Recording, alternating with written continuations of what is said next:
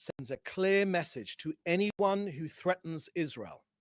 Mohammed Dayef, the head of the Hamas military wing, was directly responsible for planning and the execution of hundreds of deadly terror attacks against Israeli citizens, and for the crimes against humanity, the brutal massacre, the rapes, and the kidnappings of civilians as part of the horrific terror attack on October 7th. And Fuad Shukr, one of the most wanted terrorists in the world, Hezbollah's chief of staff, was considered number 2 in the hierarchy of the Hezbollah terror organization. He killed 241 American servicemen and 58 French soldiers in Beirut in 1983. So, against the background of these threats, Israel is strong and Israel is ready for any scenario, defensive or offensive. Iran should understand that it will lose more from attacking Israel than it will gain. We will respond and we will exact a heavy price for any act of aggression against us, from whatever the quarter. Now on UNRWA.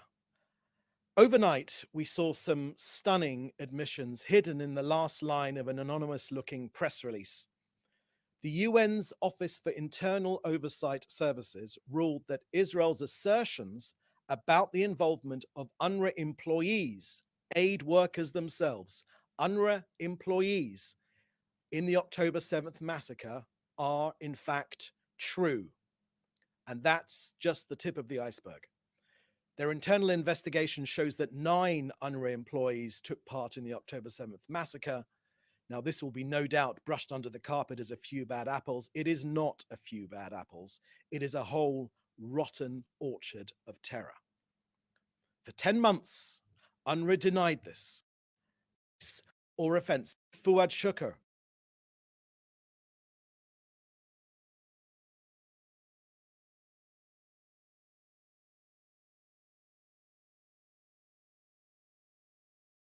we will take every one of them. It's Tuesday, the 6th of August, day 305 of the October 7th war. Firstly, on the current security tensions with regards to Iran and its proxies. Look, it's now beyond a shadow of a doubt that the Iranian axis of evil has formed a stranglehold against Israel, a ring of armed terror armies, Hezbollah in Lebanon, Hamas in Gaza, the Houthis in Yemen, and other militias. But it is equally clear that Israel will exact a heavy price for aggressions against it from any arena. Our long arm will reach anyone who causes harm to our people. Iran has made clear that they wish to go beyond military targets. The elimination of the commanders of the military wings of both Hamas and Hezbollah sends a clear message to anyone who threatens Israel. Mohammed Dayef, the head of the Hamas military wing, was directly responsible for planning and the execution of hundreds of deadly terror attacks against Israeli citizens, and for the crimes against humanity, the brutal massacre, the rapes, and the kidnappings of civilians as part of the horrific terror attack on October 7th. And Fuad Shukr, one of the most wanted terrorists in the world, Hezbollah's chief of staff, was considered number 2 in the hierarchy of the Hezbollah terror organization.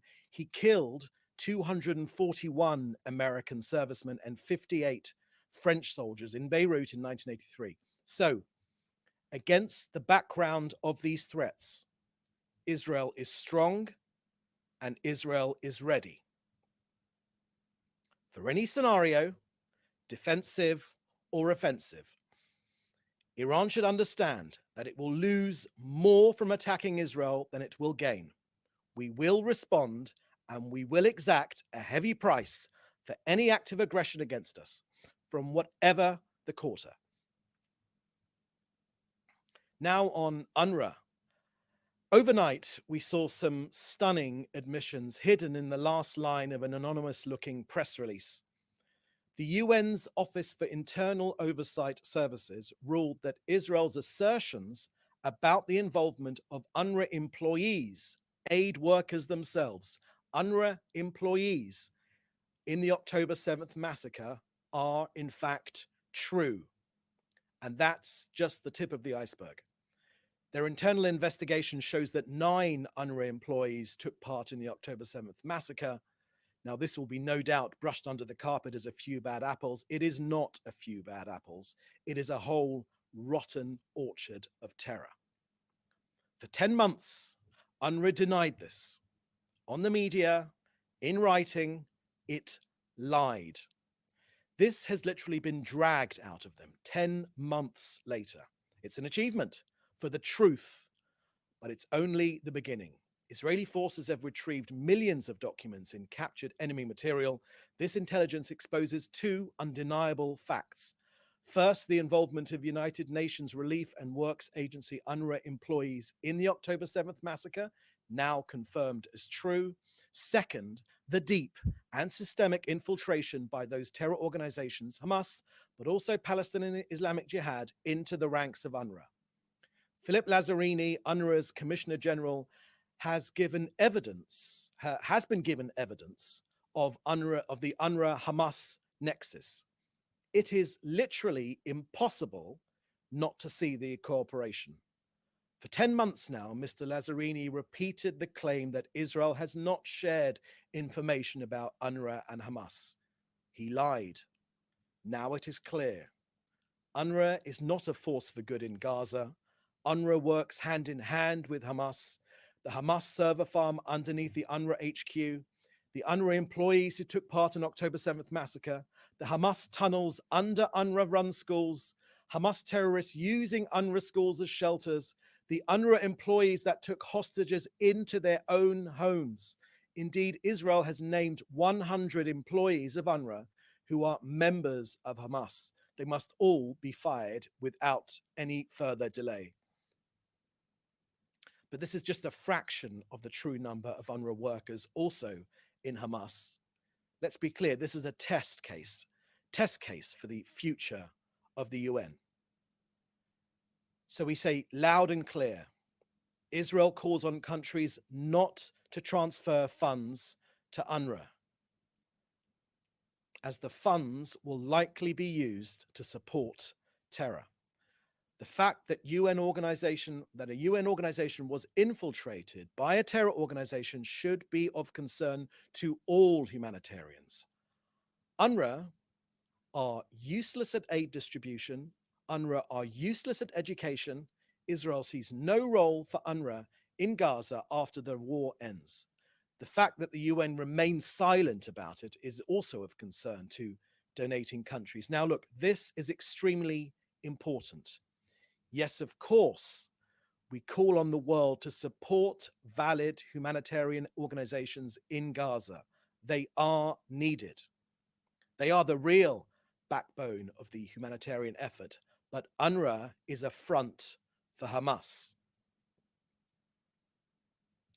Now to COGAT and their work coordinating aid into Gaza.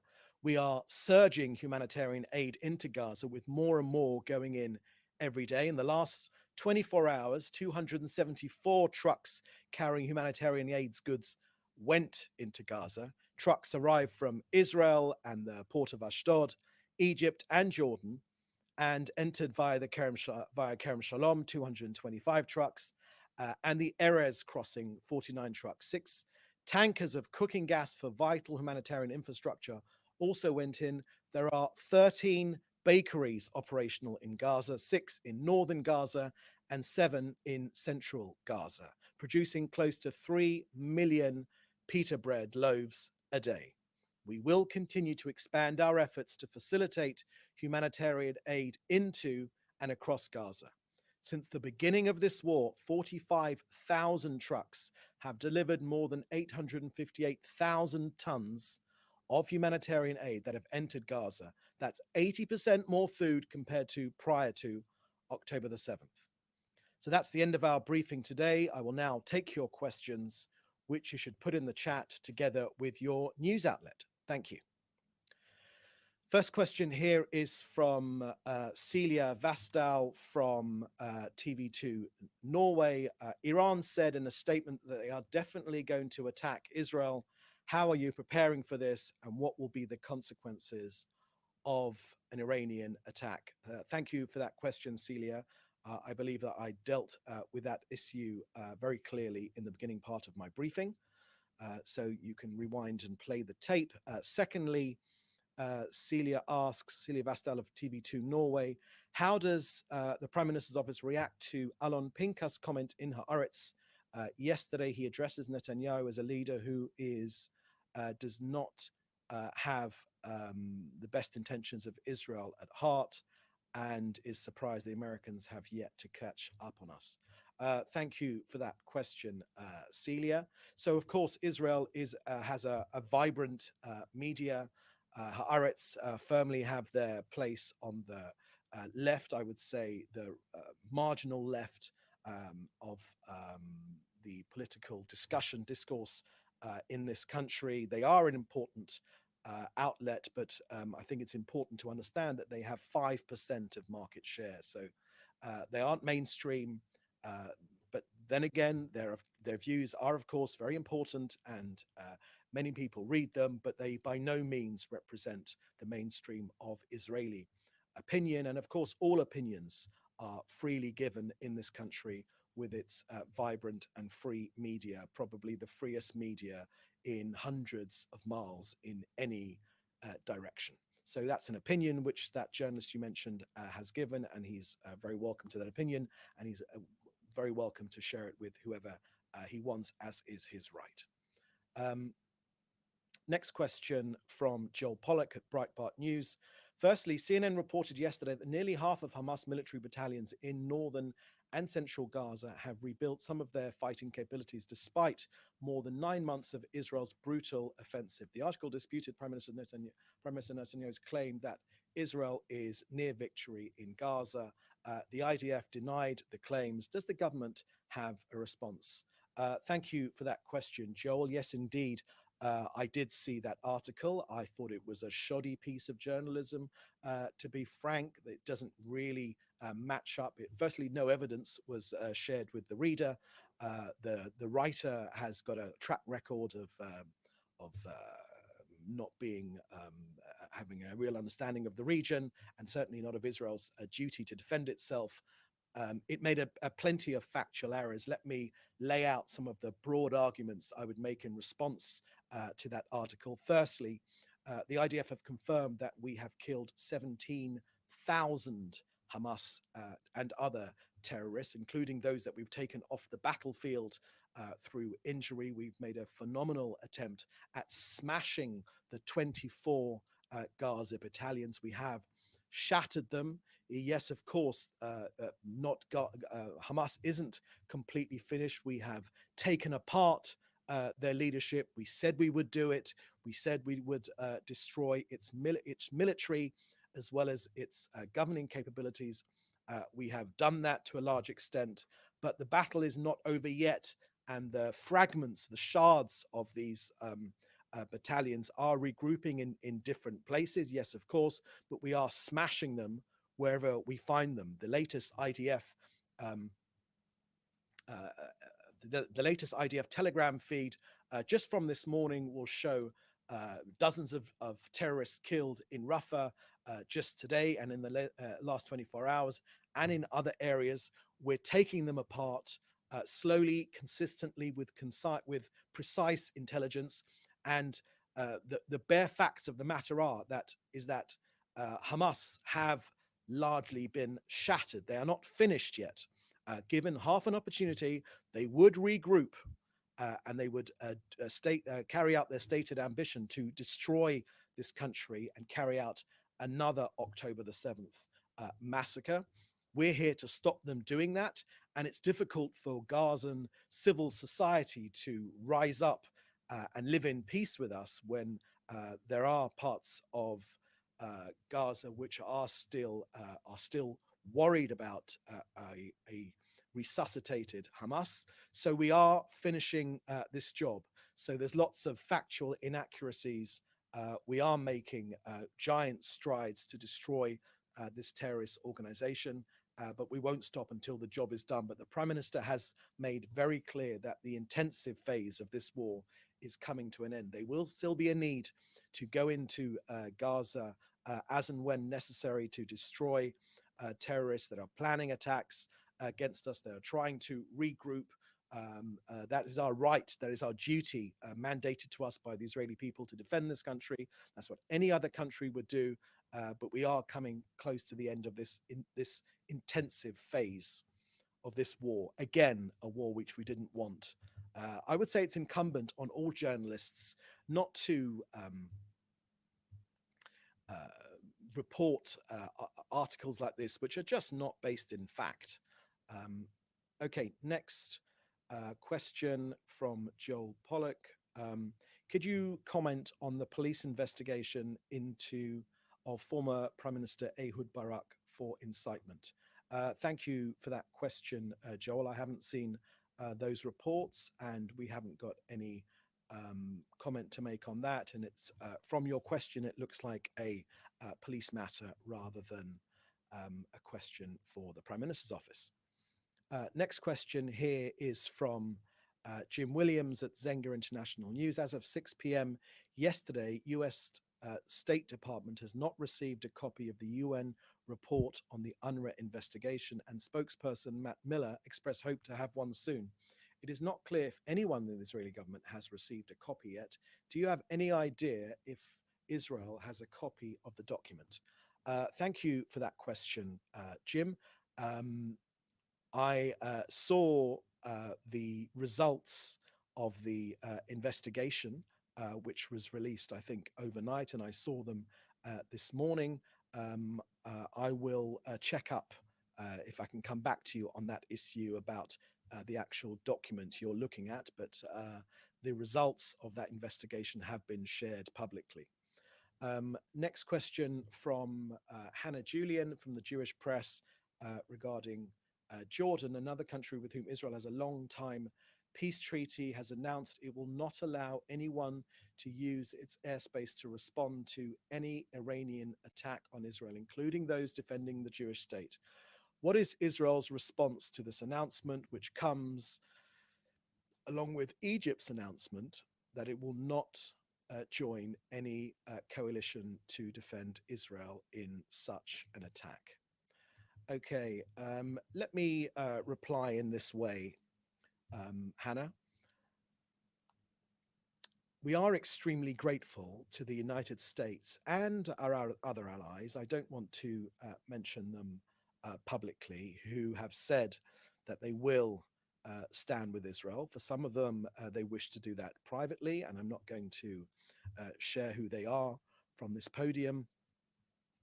We are extremely grateful for that coalition that is forming to defend our people. We could be nothing but grateful to the coalition of countries led by the US that is pledged to defend the integrity of our people and protect our civilians and our country.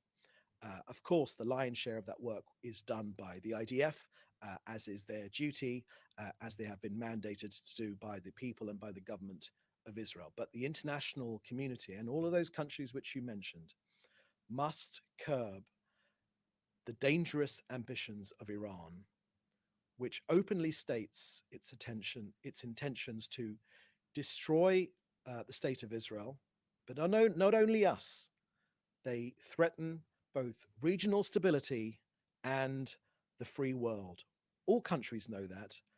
Countries in our neighborhood know that for sure.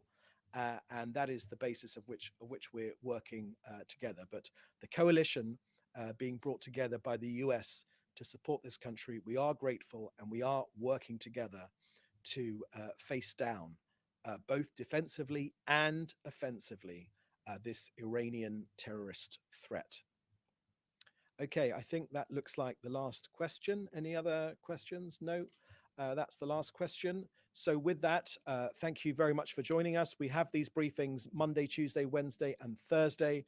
The next one will be tomorrow at 3:30. In the meantime, we are available for any other questions or for interviews. Thank you for joining us. Please do stay safe, and look forward to seeing you again. Thank you. Bye-bye.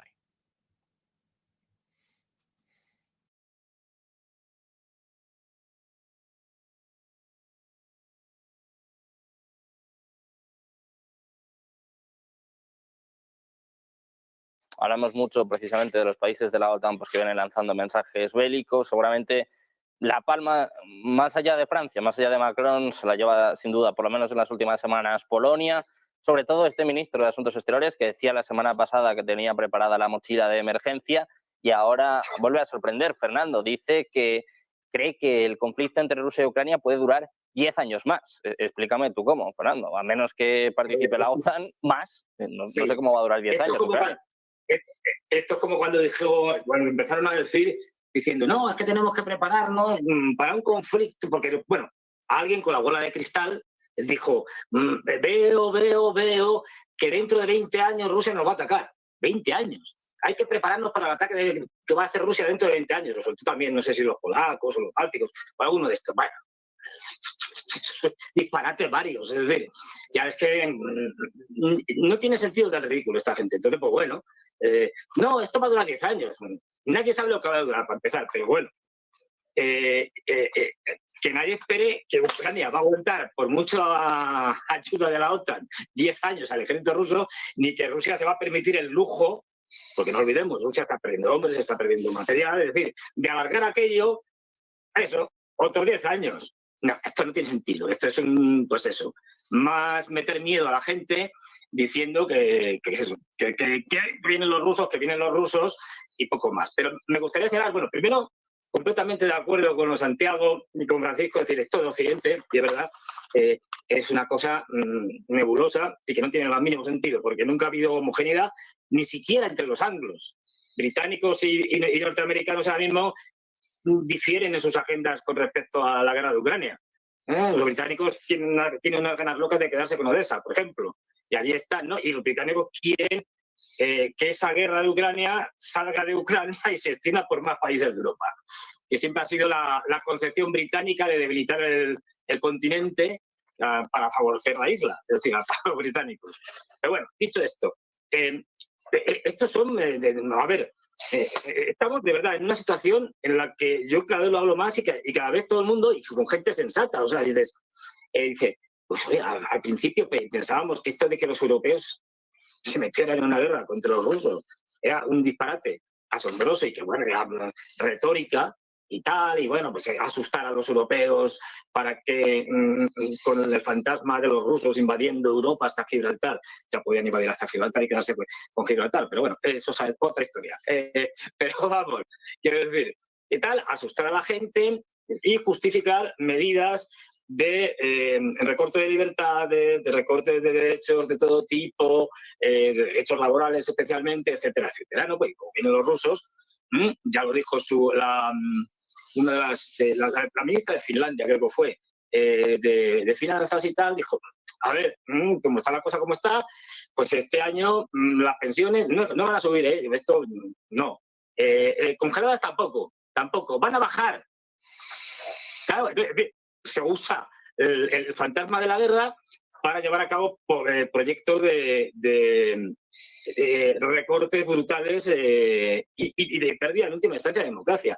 Yo, ojalá me equivoque, creo que Europa en general va hacia estados cada vez más totalitarios con un cierto barniz, si acaso, de democracia, pero barniz, una capa muy fina, por lo que estamos viendo. Y bueno, ya digo, la desunión es que la desunión llega hasta el propio Estados Unidos, donde hay grupos de poder que se enfrentan entre sí, pero aunque haya elementos comunes entre los, por ejemplo, los grandes fondos de inversión, son los que mandan, no Biden, que Biden no está para nada. Es decir, hay, digamos, proyectos distintos. O sea, que el enfrentamiento, incluso en Estados Unidos interno, entre los grupos de poder también se da, con lo cual, hablar de unidad es todo lo contrario, de desunión. Y lo estamos viendo con la visita de Xi Jinping. O sea, llega Xi Jinping. Y estamos viendo que hay países que dentro de su modestia hacen lo que pueden, claro, y se le ve muy bien. O sea, llega Xi Jinping a visitar 3 países, Francia, Serbia y Hungría. Bien. Llega a Francia y se cuela la señora von der Leyen. Como digo yo, es decir, vamos a ver, ¿y qué hace la señora von der Leyen? Básicamente boicotear la visita de Xi Jinping y la cena de Xi Jinping con Macron y luego salir haciendo unas declaraciones antichinas, diciendo, no, pues es que la culpa de esto lo tienen los chinos, que producen mucho. Oiga, si producen mucho, será porque se lo compran. Porque si produjeran mucho y no se lo compraran, se arruinaría. Es decir, pues llega allí, pues diciendo, lo que tienen que hacer los chinos es producir menos. Claro, pues claro, que tienes que a Xi Jinping aquí al lado. Bueno, luego va Xi Jinping, bueno, la cara de Xi Jinping con Macron y con la señora von der Leyen era muy distinta de cuando llega a Serbia, una cara sonriente, abrazos, tal, con Vukovic, el presidente de Serbia, o Vukovic, nunca sé cómo se pronuncia, pero bueno, y además diciéndole a Occidente, o mejor dicho, borrarlo de Occidente, a Estados Unidos, mira, han pasado muchos años y tal, pero del bombardeo que hicisteis sobre la embajada china con 3 periodistas muertos, no nos olvidamos. Aquí la factura la tenemos. A lo mejor la pasamos mañana o dentro de 100 años, no lo sé. Pero esto no se nos olvida. Y a celebrar, y luego va a Hungría, también en parte para lo mismo, y le ves ahí abrazado, con una sonrisa de oreja a oreja, Xi Jinping, con Víctor Orbán, a celebrar el proyecto de alta velocidad que conecta Belgrado con Budapest, o Belgrado con Budapest.